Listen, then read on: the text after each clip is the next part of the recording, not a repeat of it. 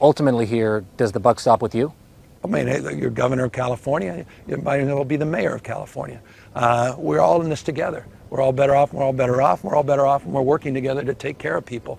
I'm sorry, what? So the answer is yes? And to make sure people are supported, we're empathetic, and we're here not just in the immediacy of the crisis, but we're here after the crisis, as opposed to creating a crisis in the middle of this by trying to divide people and take cheap political shots. What was that? President-elect Trump has blamed you for this crisis. He called you incompetent. I don't know what he's referring to when he talks about the Delta smelt and reservoirs. The reservoirs are completely full, the state reservoirs here in Southern California. That mis and disinformation, I don't think advantages or aids any of us. Gavin Newsom is tired of misinformation like the reservoir was empty. Here he is complaining to Joe Biden about misinformation. I ask you, we've got to deal with this misinformation. There were hurricane force winds of mis and disinformation lies. People want to divide this country, and we're going to have to address that as well. But let's go back to November 13th, 2024. This is what LA City Fire was concerned about. Keep an eye on this. This is the Santa Ynez Reservoir that people have been claiming is empty. This is happening on Palisades Drive, about 2 miles north of Sunset in the Pacific Palisades area. It's right by the Santa Ynez Reservoir. You can see it in the background there. Boy, that sure looks like an empty reservoir, doesn't it?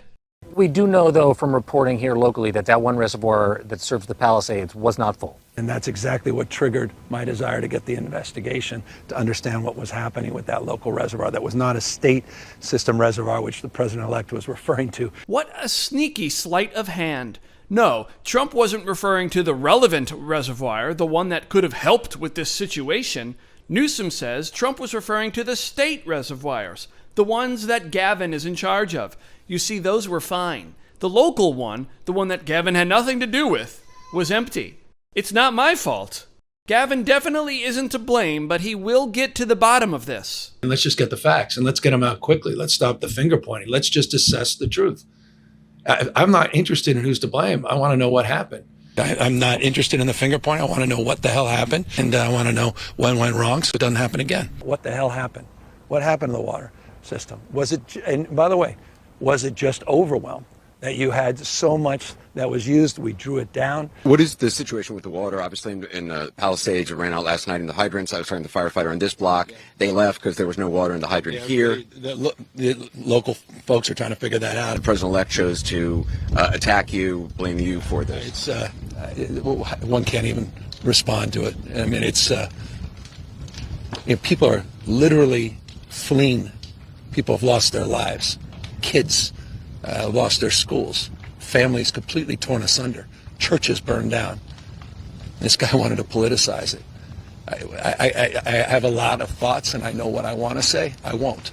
I'm not interested in politicizing an event like this. I don't like the banality of it. I don't like the inhumanity of that.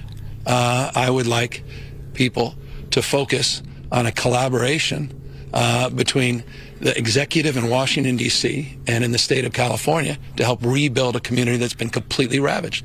I want to know the answers. So I'm the governor of California. I want to know the answer. I've got that question. I can't tell you about how many people, what happened.